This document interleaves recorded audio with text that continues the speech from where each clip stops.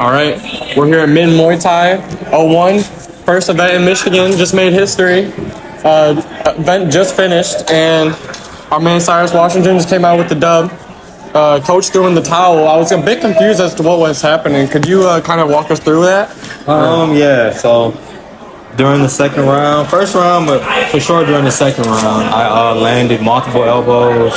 You can see he had hematoma on his head, and one of the elbows hit him in the jaw and shattered some of his teeth. Oh, his teeth. Yeah. Yeah, and I saw his coach threw in the towel. We were questioning what was happening, but we saw his coach pointing at his mouth, so we figured it was something to do with his mouth. Your record is 80-25, so you have a lot of experience. At this point in your career, where does the motivation stem from to keep competing? So it's not really a motivation for me. It's more so just discipline and a way of life. Okay.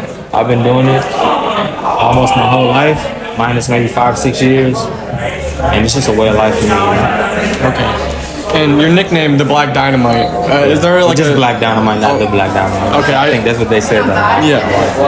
I saw that in a couple things, but where does that come? Is there a story behind that, or? Yeah, man. So a couple friends out in Thailand gave me that ring name some years ago, and it comes from a movie with Michael Jai White, martial arts action star. Okay. Just check the movie out if you haven't seen it. It's a good movie, funny movie, cool movie at the same time. I like it. So is that one of your favorite martial art movies? Maybe not favorite martial arts movies, but favorite entertaining movies for sure. Okay. It's just funny, like stupid funny, you know? Yeah. Do you have any like martial artists that you like look up to? It could be in any discipline, MMA, Muay Thai, anything. So growing up, I mean, just action stars, man, like Stallone and Snipes, and you know what I mean, people like that, Schwarzenegger, Bruce Willis, Chuck Norris, guys like that are what got me into it. And then as I got a little older, I started watching full contact kickboxing with like Bill Wallace and Chuck Norris and Joe Louis and all those guys. You know what I'm saying? So yeah, man, it was just watching those guys. That's what really got me into it. Okay, and then is there any specific fighter that you kind of model your game after, or fighter you take bits and pieces from, or? I mean, I can learn from anybody for the most part. You know what I'm saying? Learn what to do or what not to do. Yeah. You know, you learn from their lessons or their mistakes. You learn your lessons from their mistakes, I should say. And I mean, after almost 20 years of being a professional, there's nobody that I really model my game after, but I've learned some from some of the greatest fighters ever. You know. And then I know you competed in Lethway. Most people might know that who know who you are. They know that, and that's in Myanmar, right? Yes. And then how was kind of like your life there when you were living there and competing there?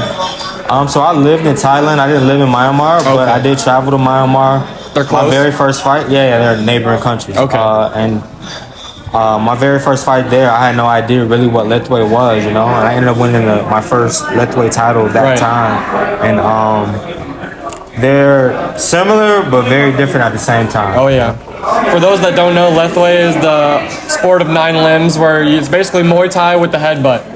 So, why was that a decision of yours to go and compete in Lethway? Like, why did that interest you?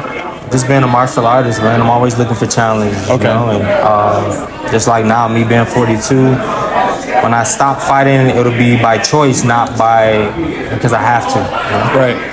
And then does that kind of go back to your goals? Like, you're not, do you strive for a championship, or are you just doing it because this is all you know type thing?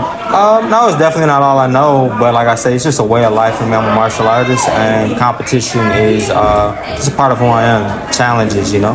Okay. And then I ran into you yesterday at the weigh-in, and you mentioned you had no food for 3 days? Nah, just a couple days. I ate, what's today? Friday? Yes. So yeah, that Wednesday night I ate, and then I had to wake up and train and sweat a little bit, and I went a whole day without eating because I got here. And I didn't eat, and then I went and got some salad. So yeah, almost 48 hours of just kind of fasting, and then I ate really light just to make sure I maintain my weight without having to go sweat in the sauna, you know? Right. Do you stay at like a level weight, or do you cut a lot of weight? Does your weight cut process start far back, or is it just kind of... So I don't cut a lot of weight at all to fight at the weight that I fought at tonight. I mean, I pretty much hover around that weight or under it. You know? Okay. And then for tonight, did you do any research on your opponent, or do you usually do any research on your opponent, or do you kind of just go out there and execute your own game plan? I mean, I listen to my corner for the most part. I let them do most of the research. I might look at a couple things, you know, but the most important thing for me is to focus on what I have to do, you know? Yeah. Because they can change anything at any time in the ring, you know what I'm saying? Right.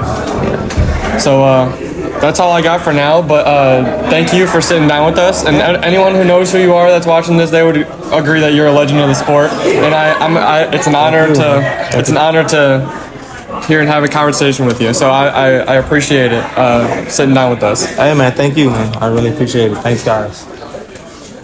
That's it.